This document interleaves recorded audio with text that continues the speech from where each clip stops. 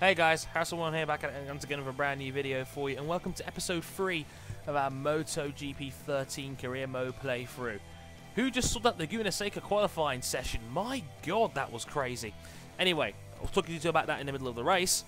For those who have missed the first two episodes, we went for our wildcard period, chopping and changing between Moto3 teams, and now we are about to start our first full season in Moto3, the third tier division of motorcycle Grand Prix racing, and we signed a contract with the Red Bull KTM team. So yeah, I'm representing Red Bull Racing, which is kind of weird, I guess, but you know, all's well that ends well, right? So, as I promised, 15% race distance on hard, and I'm not sure how many flashbacks I'm gonna run. I think I'm gonna run 3 rewinds here as well. So that should make things a little bit more difficult for me. But yeah, let's start our first race of the year. Expected to finish in 5th. We've got to beat Alex Marquez as a rival. And yeah, let's start our first official Moto3 season at Lost Island, Qatar, which is awesome because it's now a night race, which I'll talk about a little bit more during the track guide, which should be sweet. Thanks as well for all the likes and support so far since I've come back with this series. You guys are really embracing MotoGP, even though it's not something that I would normally do, which is awesome. So yeah, the season opener. Welcome to Qatar. I don't know if any other major sports actually come here. If anybody actually comes to this very Lost Isle circuit in Qatar for sports outside MotoGP, I'm actually quite curious. Please let me know. But I think this track's been around now for, I think, since 2002, I want to say, MotoGP-wise, and it recently became a night race, I think in 2009, that kind of time. So it wasn't always a night race, but now it is. It's actually good time-wise as well. Time difference-wise, it actually falls nicely for us Europeans. So yeah, welcome to the Grand Prix of Qatar. And now, because I beat Dorna's copyright claim, I can now actually use these. Here is the Lost Island International Circuit, one of the longest tracks on the calendar. It's 5.3 kilometers long, goes clockwise, has 10 right-hand corners, as well as 5 that run to the left. One of the fastest tracks you'll go to all year, mainly because there is such. Oh, it's actually 6 left corners. My bad. I can't count today. I didn't know turn 11 counted as a left-hander. But, yeah, it's one of the fastest tracks you'll see all year, mainly because of the large surface area the track covers, as well as the long straight in between corners. Some key places to pass down the 1.1 kilometer front straight into turn 1. A couple of twisty bits and down to turn 2 here for the second hairpin is a good overtaking spot. The fast right-hander before the start of Sector 3 is another decent overtaking spot, and if you're always up for a desperate lunge, there's always the final corner. We see many a drag race to the finish line, which is actually quite a long way down the straight, so there's always a chance for a photo finish drag race to the line if need be. So as you can see, 2008, I got the year wrong, my bad, I was a year out. 2008 was the first time that Qatar became a night race, which actually looks beautiful with all the lights up and everything like that. So yeah, this first race was one of the new ones on the calendar, one of the newer tracks on the calendar. It's been around since 2004, and 2008 it became a night race. And yeah, apparently also there's DLC for this game with the complete rosters on there. I've got to download that for next episode. Thanks to the Pied Piper who commented that on episode 2. And also, dry track is always a good sign. Also, I know of a friend of mine on the show, I think Donovan was his name, was mentioning the speed differences could be down to the gearing of the bikes, which does actually make a little bit of sense. So let's quickly sort that out and see if it has any effect. Go to technical meetings if you want to get your bike sorted out, and the technical director will do it for you. So you're just answering a few questions like problems with the speed of the bike. It's too fast, so that will lower the gear ratio, make it more acceleration based. So I'm trying to earn my speed through the corners.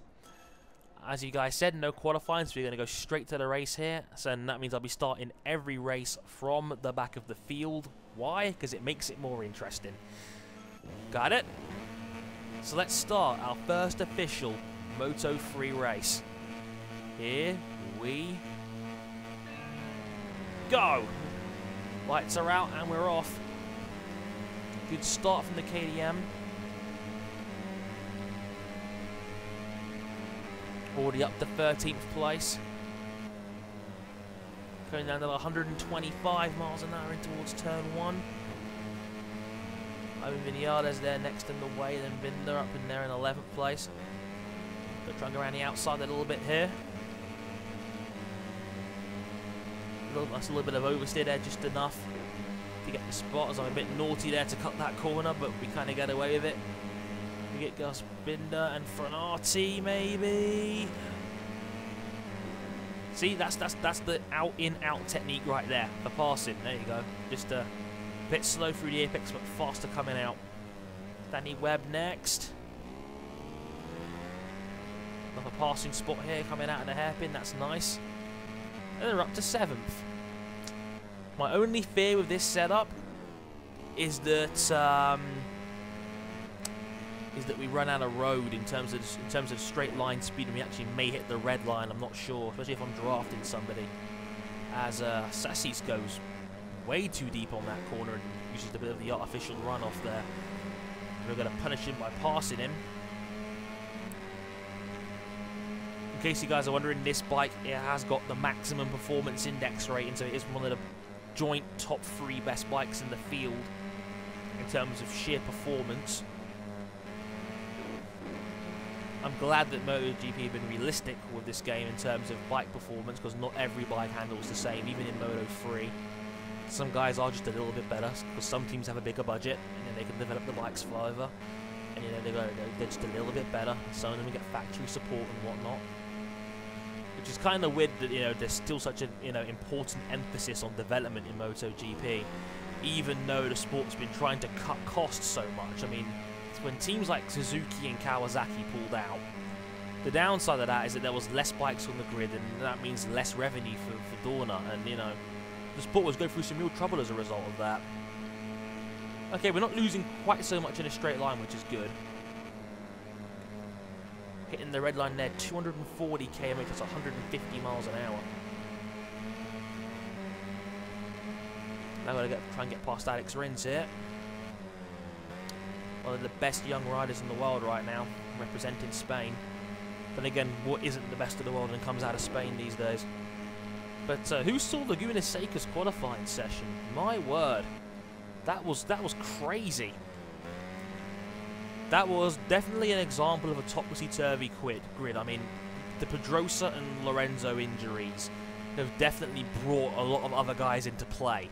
But even so, who had Alvaro Bautista on the front row? Who had Stefan Bradl on pole, his first MotoGP pole? Very impressive stuff from the German. Marquez kind of left an open goal, to be honest. He had a ridiculous 1:21.1 pole lap, and I was in the lead with about, you know, a minute and a half to go. But then Marquez, while he's on a faster lap, bins it on his colder tyres, and as a result, he kind of left the door open for somebody to beat him. But Bradl was the only one who came close enough to do so, and was on pole, I think, by just, 17 thousandths of a second. Bit slow coming through that corner there. But yeah, Bradl, Marquez in second, and then Alvaro Bautista. I don't think he's ever qualified on the front row in MotoGP before, so that was a tremendous result for the Gresini Honda team. For him to start from the front row. Watch out for Bautista. He's always been a perennial top 8 kind of runner, so he could cause some upsets as we try to pass Maverick Vinales here. Get a better drive. I'll nudge him a little bit there, and he should retain the lead coming down this straight. Again, these bikes are just a little bit faster than me. I don't know why. They just are, even with the lower gear ratios. Kind of a shame, really. See, I get a slipstream, I get a draft, I'm bouncing off the rev limiter, and Viñales is still going a little bit quicker. But I'm going to come around the outside of him here, maybe cut back. No, not this time. But yeah, I mean, who else, for other examples, who had Rossi being the top qualifying Yamaha ahead of Lorenzo? I know Lorenzo's dinged up, but Rossi beating Crutchlow by 2 thousandths of a second could also be critical. Because Rossi and Crutchlow are going head-to-head right now for for 4th in the championship at the moment as well. Lorenzo 6th, Pedrosa 7th. The 2 factory Ducatis nowhere to be seen in, I think, in 8th and 10th. And look at that run I get around the outside of Viñales there, and we take the lead with half a lap to go. As you clearly saw before the race, this is on hard difficulty. So here's hoping we can hold on now. But yeah, an absolutely topsy-turvy kind of grid. That means the racing mode could be a thriller, as Viñales bumps me there and I almost fall off. I just got to try and break out a little bit of a gap because I know Viñales is going to be faster on the final straight, and I know it's a fairly lengthy run to the finish line.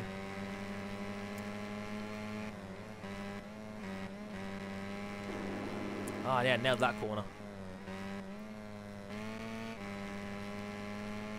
Now 0.7 up, that should be enough to get the W here. I think I'm only going to do 1 race this episode and then 2 for all the others because it's a 17 race season. Remember, Moto3 doesn't go to Laguna Seca. Only the top class goes to Laguna Seca. So there's one to look out for. But we come out the last corner here. I think we're going to be in the clear. Viñales is too far back. And we're going to take the win. Our first Moto3 official win as a member of the World Championship. Great result. 2:09 on the last lap. Very happy with that. That's a terrific result. So yeah, who wins in Laguna Seca tomorrow in the MotoGP race tomorrow? Let me know. I'd love to hear your comments. I'll give shout-outs to anybody who accurately gets it. Just out of curiosity and just for competitive banter, I suppose.